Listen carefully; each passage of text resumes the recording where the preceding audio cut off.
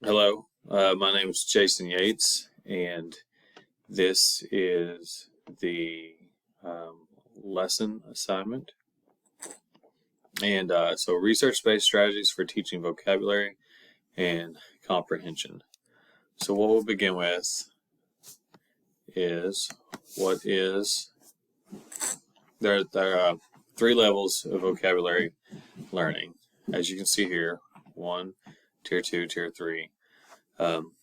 As Russell and Cooter stated, it's everybody has these. It's what we use every day.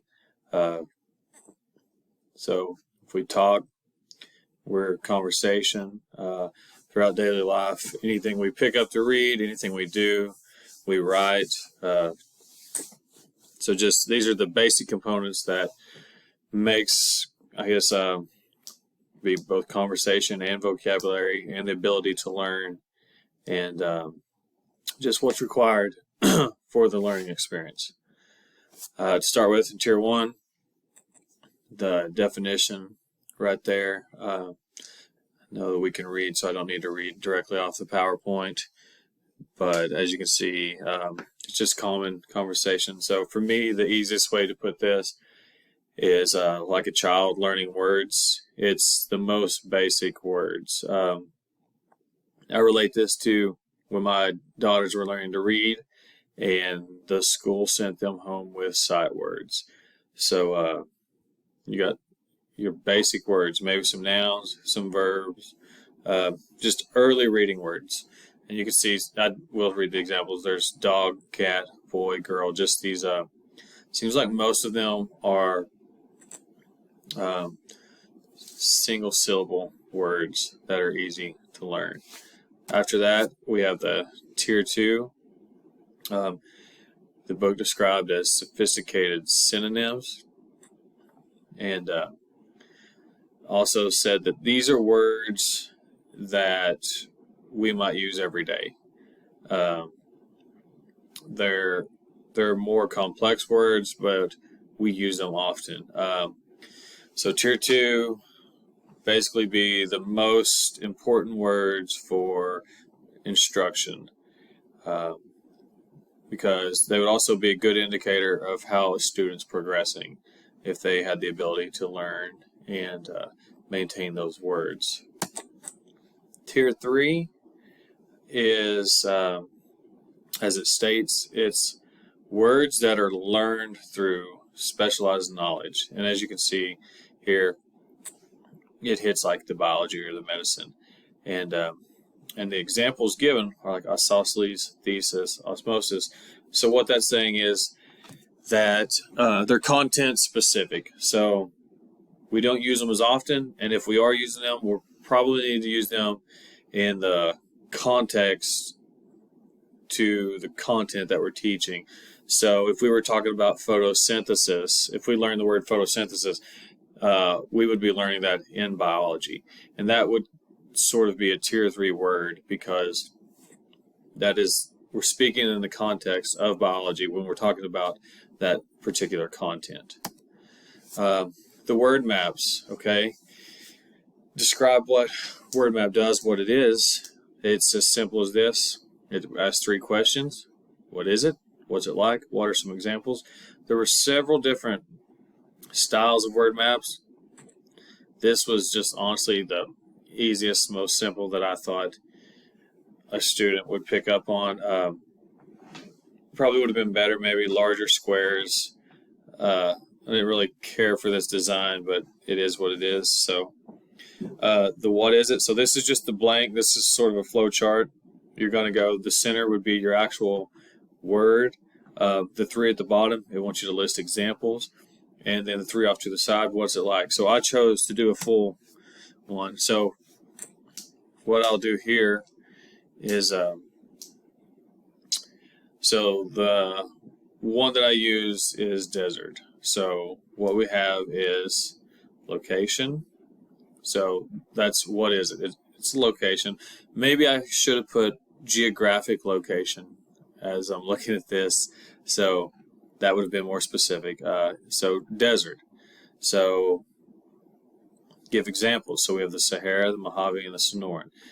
Characteristics: dry, hot, sandy. So as we have the one word that I'm looking at, which is desert, I have all these other words and specific deserts that we've just now learned. So we can learn more about it and also know, so these words are connected to this. So it's almost, to me, it's like a basic form of tier 3, because now we're talking about other words in the context of the word that we're using. The next one we were asked to describe was going to be the Frere model. And it's the definitions listed there. It's just an organizer, much like the word map. The word map is also just basically a graphic organizer. Back in my childhood, maybe would have called it brainstorming with, I guess you could say it's brainstorming with levels, you know. So we've got categories of brainstorming that we're trying to relate those to. But with the Frere model, it's, as it states, clarify the meaning of words encountered while we're listening, reading, reviewing. And so as you can see, it has the definition, the characteristics, examples, non-examples. So very similar, in my opinion, to the word map, save for the definition and the non-examples. And I just chose, the word was given, reptile. So the definition is there. There are several different definitions. I went with the Webster. The characteristics: scale scutes, they're vertebrates, they breathe through the lungs, cold-blooded. The examples, as you can see, snake, lizard, turtle, alligator, and then something that's not. These are actually amphibians. So not reptiles. Some people may confuse. So amphibians. Probably good. Similar to the word map. So we learned things about it, things in that category. And we also learned in this one a little bit more are what is not related to those words or in that category. The question-answer relationship. This is a little different. There's 4 question-answer relationships that they list. And right there, think and search, author, me, and on my own. So when we start with this, what we have is what I'm saying right there. If you're a student or if I'm a teacher and I'm relating to a student, I'm going to say that right there is probably going to be the answer to the question, or the question and the answer both in one.